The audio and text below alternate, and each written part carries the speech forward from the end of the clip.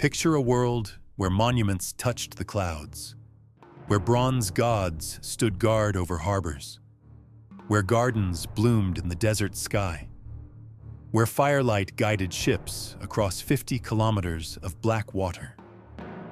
The ancient world built 7 wonders, structures so massive that people believed they would outlast time itself.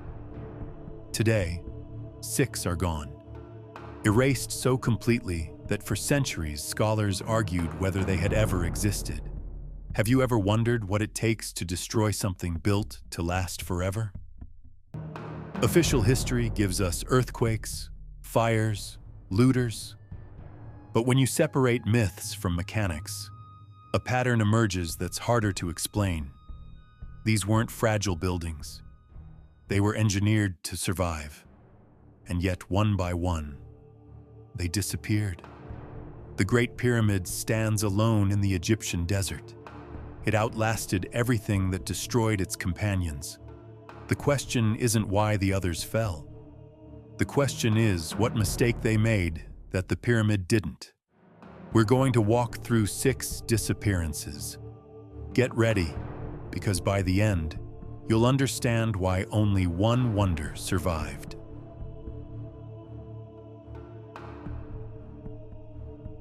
Our first disappearance, the Colossus of Rhodes. Picture the harbor at Rhodes in 280 BC. Ships sailing in see a bronze giant rising 33 meters into the sky, one arm raised, shielding its eyes from the sun god Helios. The statue was hollow, built around iron bars and stone blocks, wrapped in cast bronze sections. The bronze alone weighed 15 tons. Engineers today marvel at the weight distribution required to balance that much metal on 2 legs. The Colossus stood for 54 years. Then, in 226 BC, an earthquake struck. The statue snapped at the knees and crashed down. The Rhodians could have rebuilt it. They had the wealth, the expertise, but an oracle warned them not to. So the bronze giant lay where it fell for over 800 years. Tourists came from across the Mediterranean to stare at the ruins. Then, in 654 AD, Arab forces conquered Rhodes. They saw 15 tons of bronze lying in pieces, raw material. Historical accounts say they sold it to a merchant who loaded it onto 900 camels. Imagine that. 900 camels carrying the pieces of a god across the desert. The bronze was melted down. The official explanation fits. Earthquake breaks it, time passes, economics wins. Bronze is valuable. Empires don't preserve the past when they can profit from it. But that oracle's warning bothers historians. Why forbid rebuilding? Some researchers suggest they knew something about the construction, some structural flaw so dangerous that attempting it again risked disaster. The reality is more prosaic, but no less interesting. What we know, bronze is soft, earthquakes are strong, and human greed is stronger than memory. The knowledge died with the sculptor, but the pattern was simple. Soft materials don't survive geological violence. The Colossus fell because its material was its weakness. But if bronze was too soft to survive, the next wonder tried something different.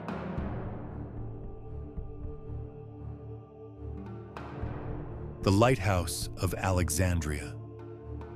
If bronze was the fatal weakness, the next wonder chose stone, massive stone. In 280 BC, the Pharos Lighthouse rose on an island in Alexandria's harbor, between 100 and 130 meters tall. Picture the scale. Workers hauled limestone blocks up interior ramps using mules. Each block weighed several tons. The foundation went deep into bedrock. 3 tiers, square base, octagonal middle, cylindrical top.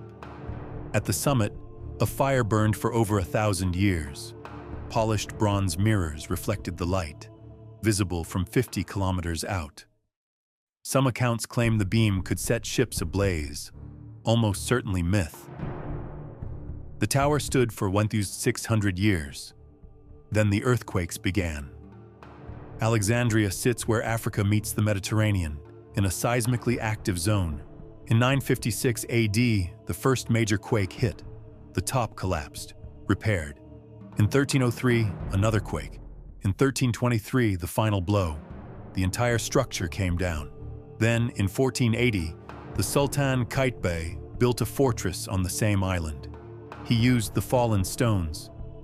The lighthouse's blocks were dragged away and incorporated into fortress walls. You can still visit the citadel of Qaitbay today. You are looking at the Lighthouse of Alexandria.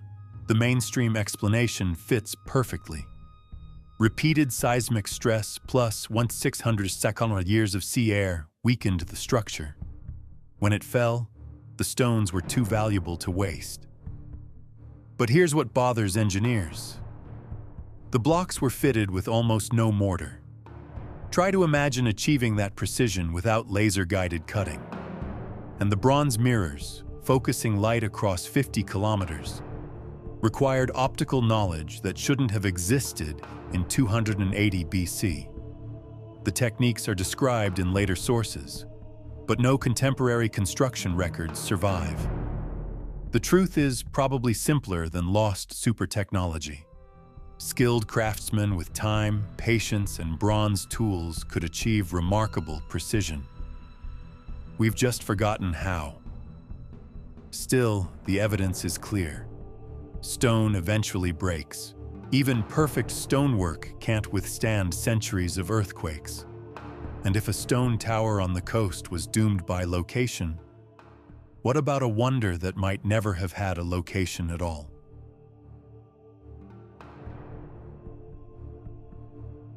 The Hanging Gardens of Babylon. If the previous wonders left ruins, this one left nothing. Not a foundation, not a terrace, not a single irrigation channel. The Hanging Gardens exist only in words. Ancient writers described them vividly. Terraces rising in steps, covered in trees and flowering plants.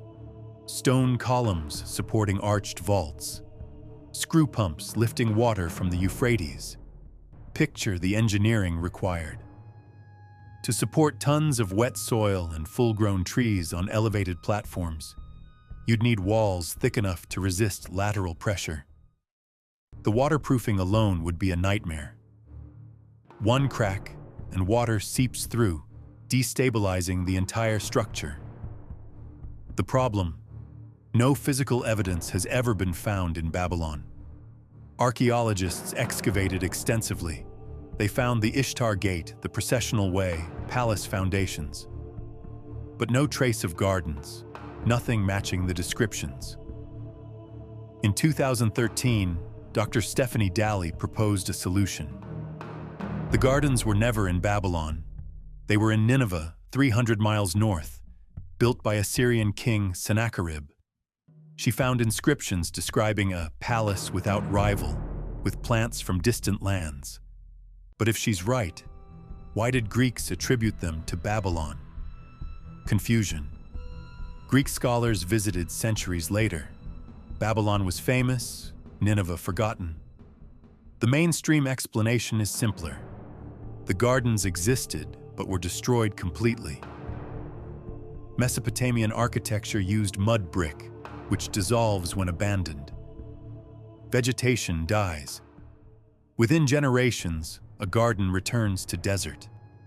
But there's another possibility historians rarely discuss. The gardens might have been literary invention, embellished until accepted as fact. No contemporary Babylonian source mentions them. The answer is probably more prosaic than either theory. The evidence comes entirely from later Greek and Roman writers, none of whom saw them personally. We're trusting second-hand accounts written centuries after the fact. We are left with words and nothing else. The Hanging Gardens are the only wonder that might be pure myth. And if one wonder might never have existed, the next one definitely did. We know because it was destroyed not by nature, but by human decision.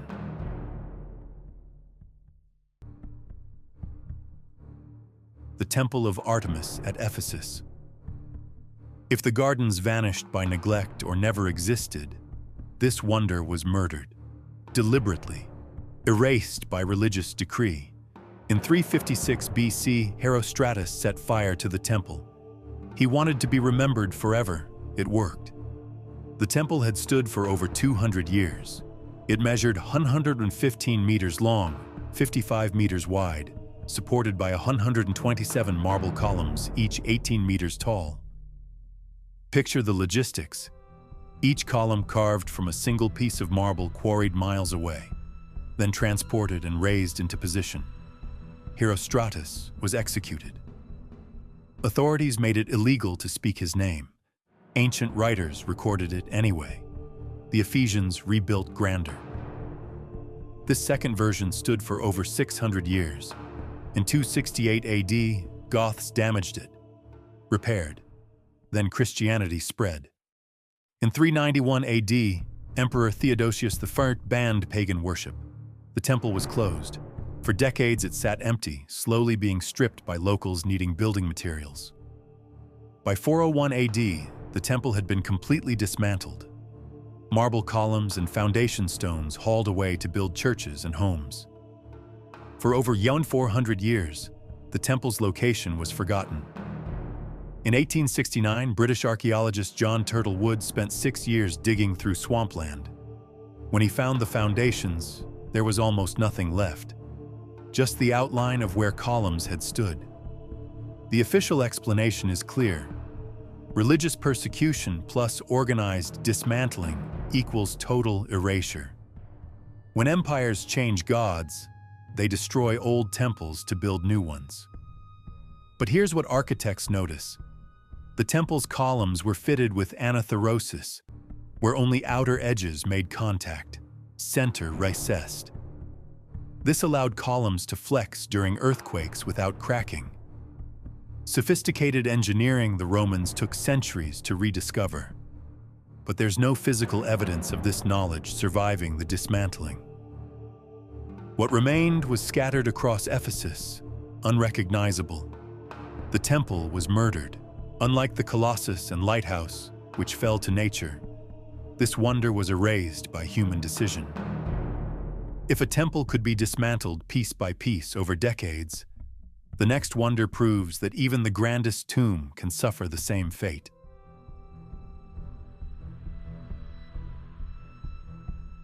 The Mausoleum at Halicarnassus. If temples could be dismantled for churches, tombs could be dismantled for castles. Stone is currency. Monuments are just raw material. In 353 BC, Mausolus died. His wife Artemisia II allegedly mixed his ashes with water and drank them. Then she built him a tomb so magnificent that all future tombs would carry his name. The structure stood in Halicarnassus, modern Bodrum. 3 tiers, rectangular base, colonnade of 36 columns, stepped pyramid roof crowned with a marble chariot.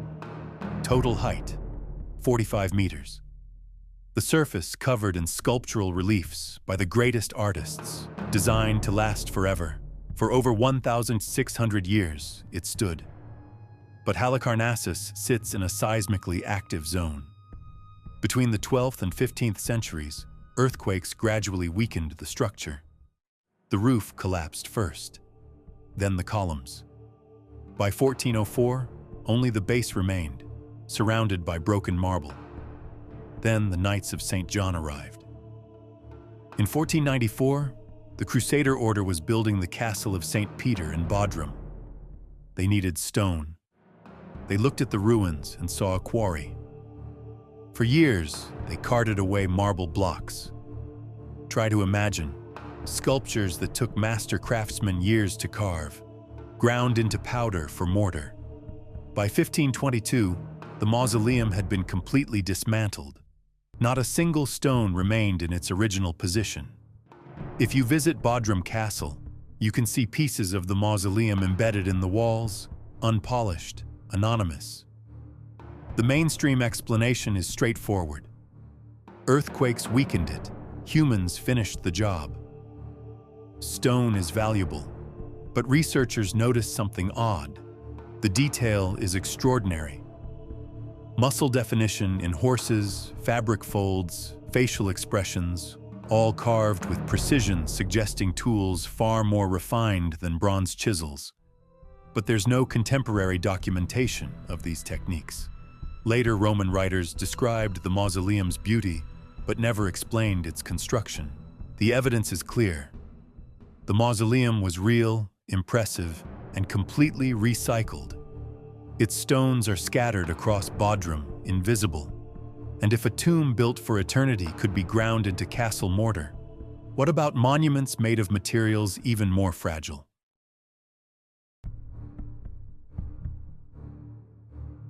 The sixth disappearance, the statue of Zeus at Olympia. If marble could be recycled into castles, what about a monument made of wood, ivory, and gold? Materials that survive nothing. In the 5th century BC, sculptor Phidias created a statue of Zeus for the temple at Olympia. The god seated on a throne, nearly 12 meters tall, wooden frame covered in carved ivory for skin, hammered gold sheets for robes. Picture the logistics. Ivory comes from elephant tusks, which aren't 12 meters long. The statue required hundreds of tusks, fitted together seamlessly, and the gold, reportedly tons of it, had to be hammered into sheets thin enough to drape like fabric. Ancient visitors described it as overwhelming. If Zeus had stood, his head would have broken through the roof. People wept when they saw it. The statue stood for over 800 years. But in 391 AD, when Emperor Theodosius IV banned pagan worship, its fate was sealed. Romans tried to save it. They relocated the statue to Constantinople's Palace of Colossus. In 475 AD, massive fire swept through the palace. Everything burned. The wood turned to ash. The ivory crumbled. The gold melted. Not a single fragment survived.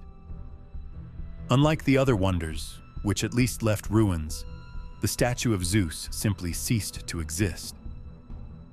We know what it looked like only from descriptions and tiny images on coins. The mainstream explanation is simple. Organic materials don't survive fire. Wood burns, ivory burns, gold melts and is recovered. But here's the mystery. How did Phidias create a 12-meter statue from ivory? The sections had to be fitted seamlessly, adhered without visible joints. Some researchers speculate the materials served a purpose beyond decoration, that the combination created resonance we no longer understand. But without physical evidence, we're left with later Greek and Roman texts that describe the result, never the method. What we can document: fire destroys organic materials completely. The statue is gone. Only the idea remains. And if 6 wonders could vanish so completely, why did one survive?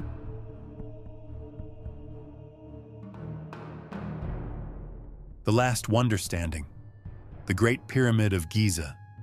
We've walked through 6 disappearances: bronze melted, stone recycled, gardens dissolved, temples dismantled, tombs ground into mortar, statues burned to ash. And then there's this. It's 4,500 years old, oldest of the 7 wonders by nearly 2,000 years, the only one still standing. Built around 2560 BC for Pharaoh Khufu, originally 146.5 meters tall, approximately 2.3 million stone blocks, each weighing between 2.5 and 15 tons. Picture the logistics. Just to quarry and transport that much limestone required tens of thousands of workers over decades. 6 other wonders rose and fell. Earthquakes, fire, conquest, religion. But the pyramid endured. Why? Materials and environment. Solid stone. Nothing to decay. Nothing to burn. It sits in a stable desert, not on a seismic coastline. By the time Christianity spread, the pyramid was so ancient no one remembered its original purpose. And unlike the Hanging Gardens, there's no question it exists. Engineers notice other factors. The pyramid's geometry distributes weight almost perfectly. The slight inward slope of outer casing stones created a self-locking structure that tightened under pressure. Try to imagine designing that without computer modeling. Interior chambers are positioned to avoid stress points. Granite blocks in the king's chamber, some weighing 80 tons, channel millions of tons of weight harmlessly. It's designed to be indestructible, and here's where alternative theories begin. Why build something this permanent? The official explanation is tomb, but Khufu's mummy was never found, and internal chambers show no burial goods. Later pyramids have walls covered in spells. The Great Pyramid's interior is bare stone. Some researchers argue it was never a tomb. The dimensions encode mathematical constants. Internal shafts align with specific stars. Maybe it was a marker designed to outlast any civilization. But these ideas are speculation. What we can document is simpler. The pyramid survived because of what it is. Solid stone, perfect geometry, desert location. What we know is this: when you build from solid stone in desert, with geometry that defies stress, it survives. The Great Pyramid didn't endure by accident. It endured because someone understood how to build for eternity. The other 6 wonders tried to create beauty and grandeur. The pyramid did something different. It rejected beauty. It rejected grandeur. It chose function, mass, geometry, and outlasted them all. We traveled through 6 disappearances and ended with 1 survivor. We saw bronze melted into scrap. We saw stone recycled into fortress walls. We saw gardens that might never have existed. We saw temples dismantled by religious decree. We saw tombs ground into castle mortar. We saw statues burned to ash. And then we saw the pyramid, standing where it has stood for 4,500 years. The pattern is clear. The wonders fell not because the ancients were primitive, but because they built the wrong things in the wrong places. Bronze on a fault line, stone on a coast, organic materials in a world of fire. The pyramid made different choices: solid stone, desert stability, geometry that locks itself together. It didn't try to be beautiful, it tried to survive, and that's the lesson. If you want to build for eternity, you strip away everything that time can take. You don't build to inspire awe, you build to outlast memory. The other 6 wonders are warnings. Everything ends. Everything returns to dust.